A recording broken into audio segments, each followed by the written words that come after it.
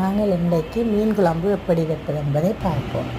முதலில் பச்சை மிளகாய், வெங்காயம், உள்ளி இதனை கழுவி நன்றாக வெட்டி எடுக்க வேண்டும்.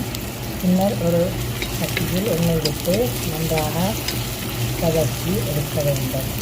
வெங்காயத்தையும் பச்சை மிளகாய், உள்ளி எல்லாத்தையும் போட்டு நன்றாக தாளிக்க வேண்டும்.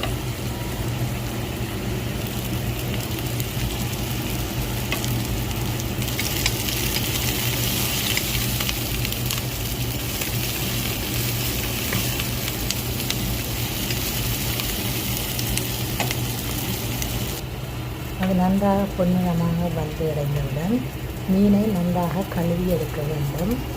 பின்னர் அதற்கு நீங்கள்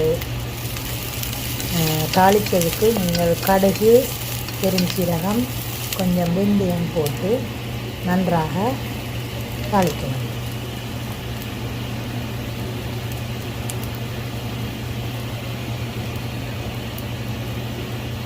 மீன் குழம்புக்கு வெந்தயம் சரியான முக்கியமான ஒரு விஷயம். அது போட்டால் மிகவும் நன்றாகத்தான் இருக்கும்.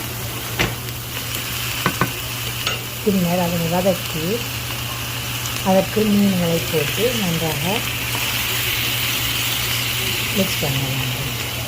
நீங்கள் கரண்டியால் அதை செய்தால் அது பிஞ்சு போயிடும். அதனால் நீங்கள் அதை சட்டியை குலுக்கி அதை நல்ல வழியாக மிக்ஸ் பண்ண வேண்டும். சேர்ந்து அதற்குள் உப்பும், மஞ்சள் தூளும், தக்காளி பழமும், பிறகு நீங்கள் கொஞ்சம் அரைத்த மிளகாத்தூளும் ஒரு 3 கரண்டி நீங்கள் போடலாம். நன்றாக இருக்கும். போட்டு நன்றாக மிக்ஸ் பண்ணி அதற்கு தண்ணி விட்டு சிறிது நேரம் மீடியம் ஹீட்டில் அதை கொதிக்க விட வேண்டும்.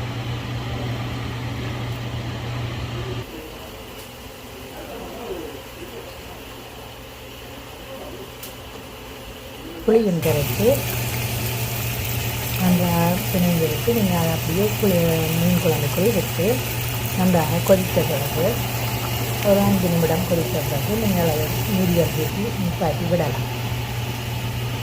பின்னர் சுவையான மீன் குழம்பு தயாராகிவிடும்.